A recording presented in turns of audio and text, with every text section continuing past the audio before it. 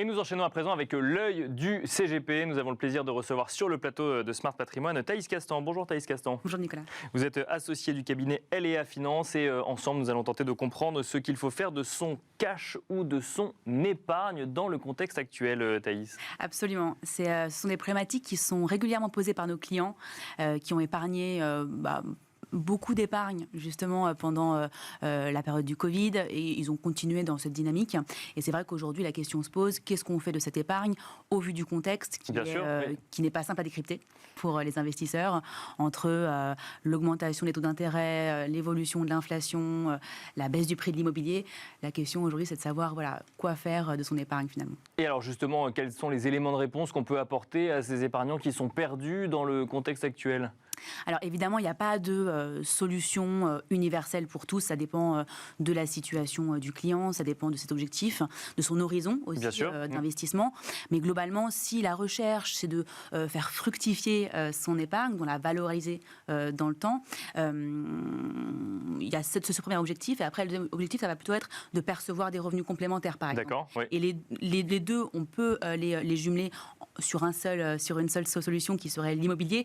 Mais aujourd'hui, l'immobilier est assez peu lisible. Donc finalement, on est plutôt tenté de se dire, si déjà je valorise mon épargne, ce sera déjà très bien. C'est plus l'investissement sur l'immobilier aujourd'hui face aux dernières secousses que le marché a pu connaître ? Alors l'immobilier c'est un vaste sujet. Bien sûr, oui. mais ma question, c'est comment est-ce qu'on l'approche d'un point de vue patrimonial quand on est à des clients qui veulent plus du tout y aller ou au contraire restent très convaincus qu'il faut commencer par l'immobilier ? C'est ça. En fait, en l'espace de quelques mois, la conjoncture a beaucoup changé parce qu'il y a eu une évolution très forte des taux d'intérêt.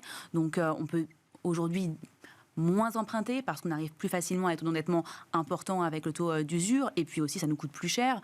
Donc avoir recours au crédit c'est moins simple et pour autant l'immobilier commence à baisser mais pas suffisamment pour combler ce manque à gagner vis-à-vis de l'emprunt. Oui, bien sûr. Donc l'immobilier aujourd'hui c'est pas facile de se positionner, aussi bien d'ailleurs à l'achat qu'à la vente. Donc, comment investir aujourd'hui quand l'immobilier est difficilement atteignable ?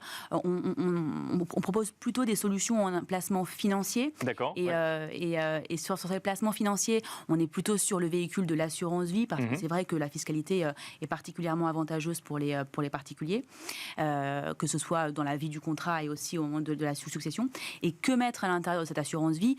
On entend beaucoup parler aujourd'hui et pour cause des produits structurés, des fonds datés.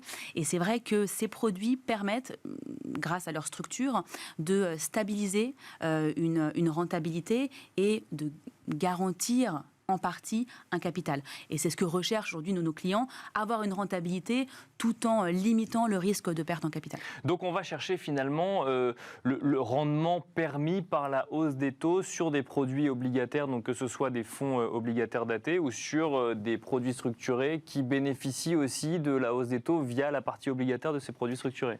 Absolument, c'est ça. L'idée, ça va être effectivement de bénéficier, grâce au véhicule de l'assurance vie, d'une fiscalité attractive, tout en générant une rentabilité qui soit relativement sûre, d'une part, en fonction du produit évidemment, mais c'est quand même relativement sûr par rapport à l'échelle de risque, et puis aussi de manière régulière. Ça veut dire qu'on connaît le scénario d'avance, dès lors qu'on souscrit à un produit structuré, on sait quelle sera en tout cas la rentabilité à l'année.